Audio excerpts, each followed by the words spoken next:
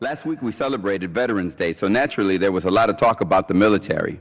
But there was also a lot of talk about Obama taking executive action on immigration. It got me thinking about Harry Truman.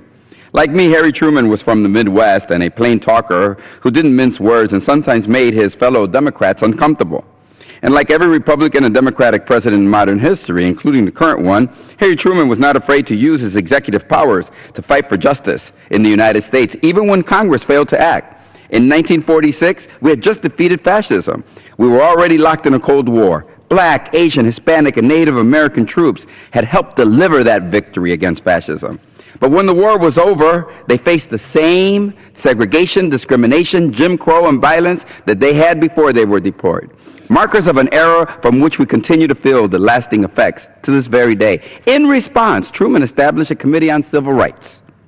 And one concrete step the president wanted to take was to desegregate the military. But President Truman knew that legislation mandating desegregation would not pass through the U.S. Congress, which was dominated by Southern segregationists, who, it is worth remembering, were mostly just like Truman, Democrats.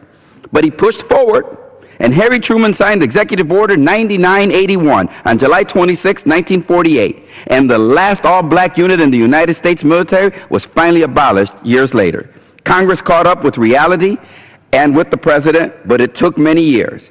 I'm fairly confident that Democrats from North Carolina, Arkansas, Georgia, Louisiana asked Harry Truman not to do a thing, but he did it anyways. And I would venture to guess that there aren't too many members of Congress today who wish that Truman did not desegregate the military or had waited, however long it took, for Congress to evolve on the issue of segregation. He used his pen, and we celebrate his courage today. And here is one big difference between what Truman did and what President Obama is considering. President Truman never, ever asked Congress for legislation to desegregate the military.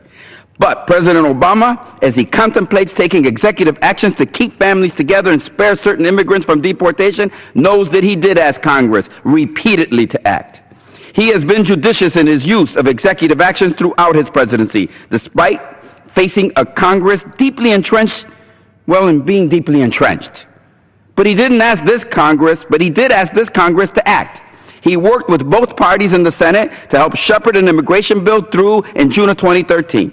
And for a year and a half, he has waited patiently, deferring the use of executive action as a last resort. And he's held off again and again so that he could give the Republicans in the House of Representatives time to pass a bill. But they never did, never even considered one.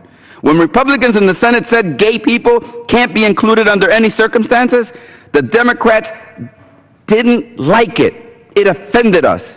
But we said, let's keep trying to find a compromise. When Republicans said they needed 30,000 more Border Patrol agents, the Democrats found a way to include that too in the Senate. When the House said it would not even consider a Senate bill, we Democrats, myself included, said, okay, let's work on a House bill.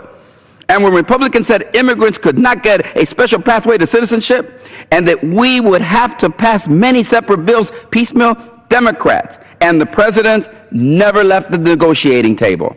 And when the Speaker of the House called the President last June to say that despite all the Speaker's efforts and all the President's efforts, the House was not even going to allow a vote, the President said he would do what he said he was going to do all along, use his pen under current law to help this nation. Now the Speaker says that the President's picking a fight with Republicans over immigration and that he's vowing to fight back, which is the Speaker's right. But I would advise the Speaker that his fight is not with the President or with Democrats, it's with the American people.